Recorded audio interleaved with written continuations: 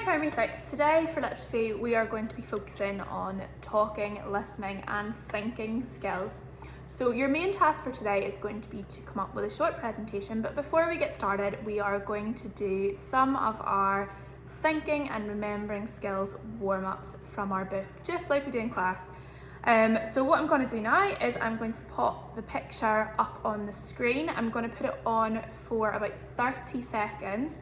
And I want you to study it as carefully as you can. And then when I come back, you will need a piece of paper and a pen or a pencil or a whiteboard to write down the answers to the questions. So if you go and get your stuff, your piece of paper and or your whiteboard organised, and then pause me now and I will pop the photo up now.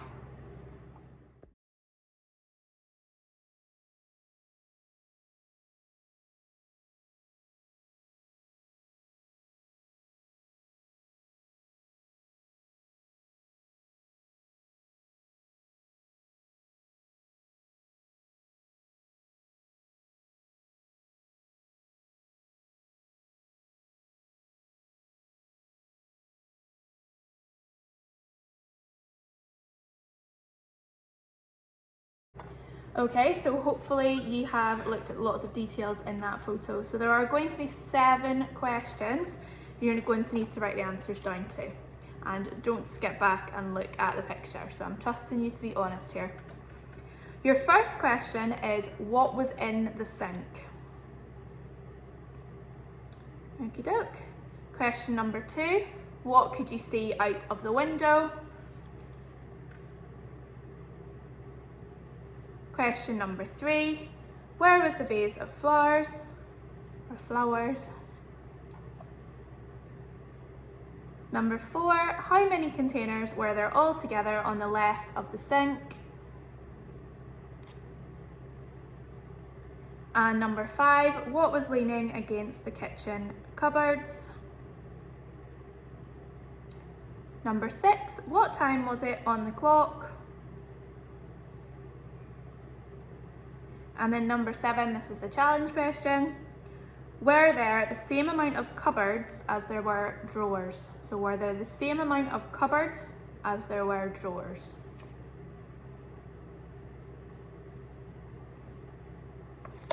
Okie doke. Right, so I will pop the picture back up on the screen and let's go through the answers. So question number 1, what was in the sink? We can see there was a rubber duck in the sink. You could also say water, and remember we're using our common sense. If you said duck rather than rubber duck, that's fine. Number 2, what could you see out of the window? There is a fish out the window. I also think it kind of looks like a cloud. Anything you can see outside of the window in that picture would be fine as an answer. Number 3, where was the vase of flowers? It was on the windowsill or inside the window or above the sink. Again, we're using our common sense. How many containers were there all together on the left-hand side of the sink? I can see a tin of peas, a tin of beans and a bowl, so that is 3. What was leaning against the kitchen cupboards? It's an axe by the looks of things, I think. Very strange to be leaning against the kitchen cupboards. And then number 6, what was the time on the clock? The time on the clock is 9 o'clock, though the hour hand, just from our time learning this week, looks a little bit out of place, but I would say 9 o'clock. And then our challenge question was, were there the same amount of cupboards and drawers? There were 4 drawers and there are 4 cupboards as well. Okie doke, so give yourself a wee mark for each one of those you got right. We're going to move on to our next activity, and this is a listening and remembering activity. So I'm going to read out a set of 5 items, and then I'm going to read it out again, and one of the items will be missing. So I would like you to write down the name of the missing item, just like we do in class. So there are going to be 8 questions.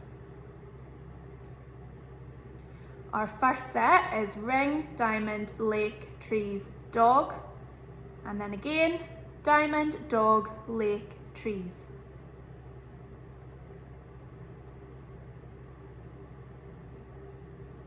Okay, number 2, hole, bed, pillow, book, shadow, and again, pillow, shadow, bed, hole.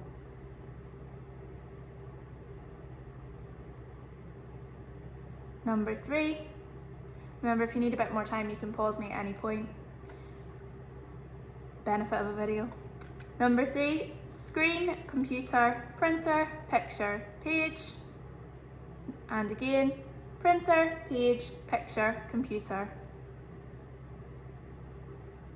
Number 4, cake, picnic, beach, horse, dog. And again, picnic, horse, dog, cake. Number 5, run, jump, bridge, river, bank. And again, bank, run, river, jump.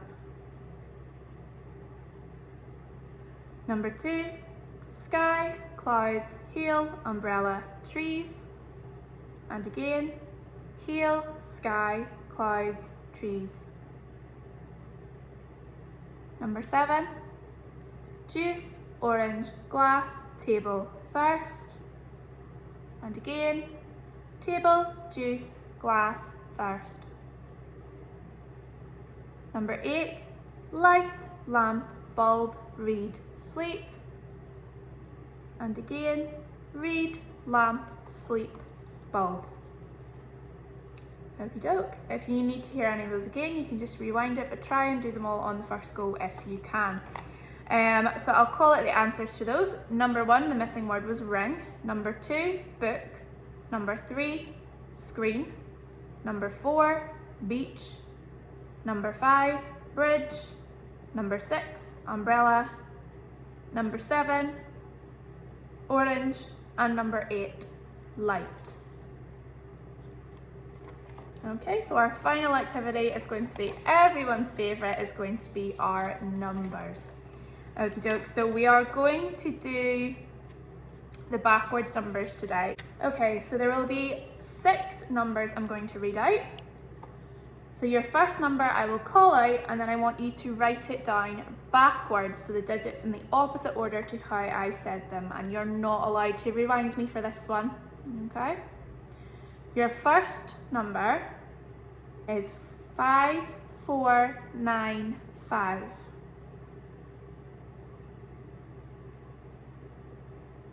Second number, 4189. Third number, 1205. Fourth number, 6359. Fifth number, 1027. Sixth number, 6894. And finally, your challenge number is going to be a 5-digit number, which you're going to try and write backwards. So it's 5 digits this time, and your challenge is 87420. Okay, so what I will do is I will pop the answers up on the screen, and these are in the order you should have written them. So these are already turned backwards for you. So I'll pop those up on the screen, just pause it and you can mark your work. Now that we've done our thinking, remembering and listening activity, we are going to move on to your task for today. So today I would like you to come up with a short presentation for a show and tell type situation. So you can choose something that you really like to talk to everyone else about. Now there are a few ways you can present this. On our live chat today, we will be doing some show and tell presentations. So if you'd like to come and do your presentation to the other people in the class, you can come and do it then, and we'll take turns presenting. Just make sure if you have something to show, you're able to show it quickly on camera.